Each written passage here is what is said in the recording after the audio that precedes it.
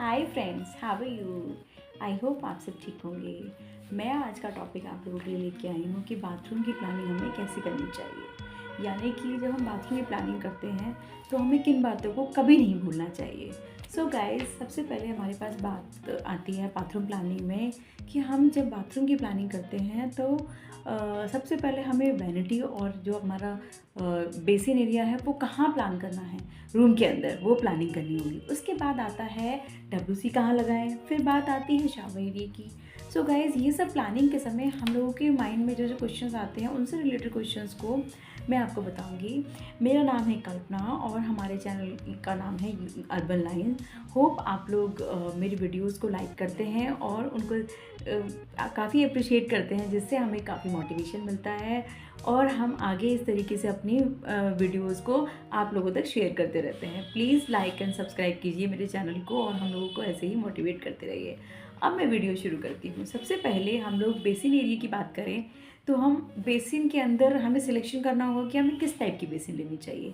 Basins में भी guys 2 type के ऑप्शन होते हैं, अंडर काउंटर और ओवर काउंटर। ये हमें डिसाइड करना होगा। फिर उसके बाद हमारे माइंड में क्वेश्चन आता है कि हम इसकी प्लेसिंग कहाँ करें या फिर वैनिटी का डिज़ाइन कैसा बनाएं। सो गाइज, वो हमें प्लेसिंग की प्लानिंग करनी होगी। सबसे पहले प्लानिंग में आता है लाइक वैनिटी।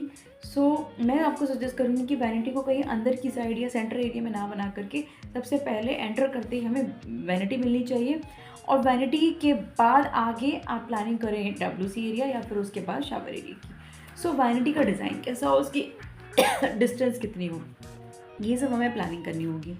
उसके लिए सबसे पहले आप देखिए कि आपके पास एरिया कितना है। लाइक अगर आपके पास 6 फुट का वॉशरूम है लेंथ में, तो आपको कम से कम 3 फीट तो आपको शावर एरिया के लिए रखना होगा। 3 फीट वहाँ चला गया, फिर आपको एटलीस्ट 3 फीट बचा। 3 फीट में आपको क्या करना है कि लेंथ वाइज अगर हम चल रहे हैं तो 3 फीट आपने वहाँ दे दिया 6 फीट में से, तो आपके पास बचा 3 फीट। 3 फीट में आपको WC भी लगानी है और वैनिटी भी लगानी है, तो आपके पास ज़्यादा स्पेस नहीं है। आपको बहुत ही छोटा सा बेसिन एरिया बनाना होगा, जो कि हो सकता है मे बी 1 फीट और लेस देन।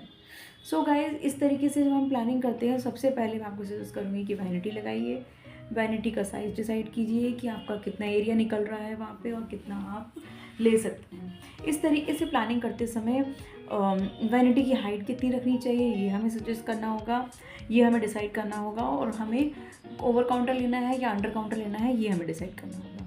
सो वैनिटी का एरिया विड्थ वाइज तो कुछ भी हो सकता है, जो हमारा रूम का या